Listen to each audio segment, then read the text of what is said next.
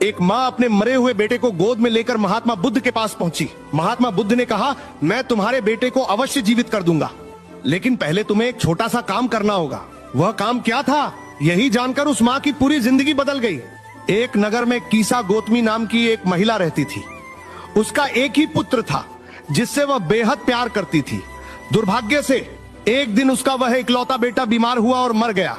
पुत्र की मृत्यु से कीसा गौतमी का मानसिक संतुलन बिगड़ गया। वह अपने मृत बच्चे को छाती से लगाकर पूरे नगर में घूमने लगी। वह हर किसी से अपने बच्चे को जीवित करने के लिए दवा मांगने लगी। लोग उसे देखकर दुखी होते और कहते कि यह पागल हो गई है, मरा हुआ इंसान कभी जिंदा नहीं होता। तभी एक भले व्यक्ति ने उसकी हालत देखकर कहा, संसार में केवल महात्मा बुद्ध ही तुम्हारी समस्या का समाधान कर सकते हैं, तुम उनके पास जाओ। कीसा गौतमी तुरंत दौड़ती हुई बुद्ध के पास पहुंची। उसने रोते हुए अपने मृत बच्चे को बुद्ध के चरणों में रख दिया और बोली, प्रभु किसी भी तरह मेरे इस बच्चे को जीवित कर दीजिए, यह मेरा एकमात्र सहारा है। बुद्ध ने उस महिला के गहरे दुख को देखा और करुणा से भर गए। उन्होंने कहा, मैं तुम्हारे बेटे को अवश्य जीवित कर दूंगा, लेकिन इसके लिए तुम्हें एक छोटा सा काम करना होगा। गौतमी ने उत्सुकता से पूछा, बताइए प्रभु, मैं क्या करूं? बुद्ध ने कहा, तुम नगर के किसी भी घर से एक मुट्ठी काले सरसों के दाने मांगकर ले आओ, लेकिन ध्यान रखना, सरसों के दाने केवल उसी घर से होने चाहिए जिस घर में कभी किसी की मृत्यु न हुई हो, न किसी के पिता की, न माता की, न पति की, न पत्नी की और न ही किसी बच्चे की।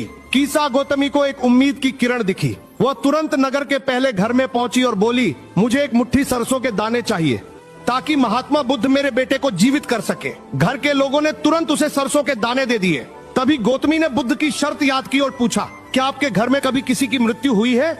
घर के लोगों ने उदास होकर कहा, अरे हमारे घर में तो पिछले साल ही मेरे दादाजी शांत हुए हैं, मृतकों की संख्या तो जीवित लोगों से बहुत अधिक है। गौतमी ने वे दाने वहीं छोड़ दिए और दूसरे घर गई। वहाँ भी उसे यही जवाब मिला कि कुछ समय पहले उनके बेटे की मृत्यु हो गई थी। वहाँ भी उन्हें काम कर दिया।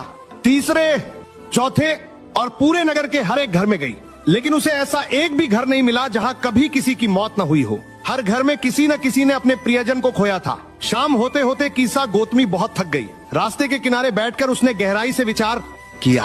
उसे बुद्ध की शर्त का असली मतलब समझ आ गया। उसे एहसास हुआ कि मृत्यु अटल सत्य है और यह केवल उसके साथ नहीं बल्कि हर इंसान के साथ होता है। जो इस संसार में आया है उसका जाना निश्चित है। उसका मोह और अज्ञान दूर हो गया। वह वापस बुद्ध के पास लौटी। इस बार उसके हाथ में मृत बच्चा नहीं था।